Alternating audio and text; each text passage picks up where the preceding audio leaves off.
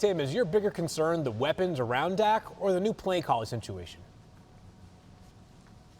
The new play caller situation, Field, in a big way. I need someone to explain to me the excitement that Kellen Moore's gone, because you look at the 4-year stretch where he was the offensive coordinator, they scored just under 28 points per game, which was second in the National Football League during that stretch to only the Kansas City Chiefs. They're the top-ranked, scoring offense in the NFL in 2021.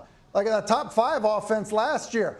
Look, I think this idea of hey, Kellen Moore was holding them back because he wanted to throw the football so much, I just would push back on. And I would also say his success during that stretch he had to also do without Dak Prescott. So I think there's going to be an adjustment and a change. And I'm not here saying that Brian Schottenheimer, the new offensive coordinator, or Mike McCarthy don't know offense. They do. But there was a creativity that Kellen Moore brought to, how he would design a game plan. And I think the Dallas Cowboys were exciting and explosive on offense. Because of it, they're going to have to find that over again.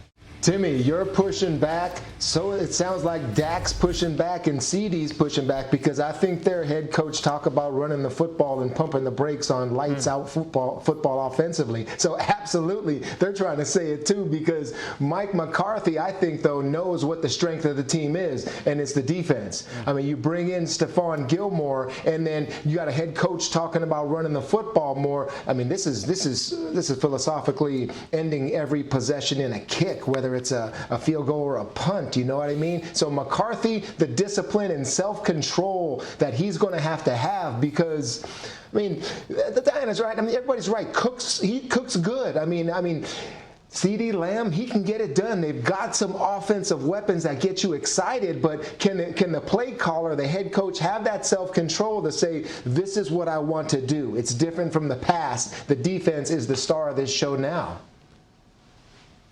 Yeah, for sure. And Teddy, I think it's interesting how you read that and how you're hearing it from both Dak and CD talking, and Dak specifically about Brandon Cooks. And guys, I can tell you, around the league, there's so much respect for Brandon Cooks, right? Because he's been productive in every place he went. But Dak was talking like Brandon Cooks was just like, a top 5 receiver right now, because he is trying to send a message, in my opinion, just from hearing it, of like, no, this is the kind of offense I want to do, right? It's obvious he leans a little bit more towards what they were doing, which Tim painted the perfect picture, which was a very high-octane offense that was productive.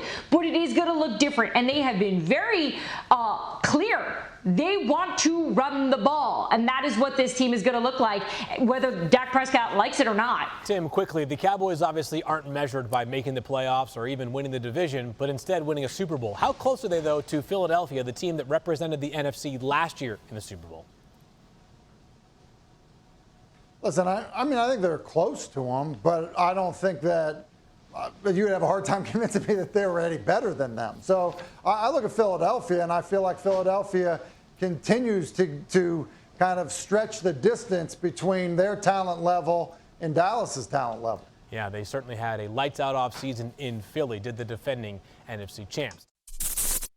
Thank you for watching ESPN on YouTube. For live streaming sports and premium content, subscribe to ESPN+.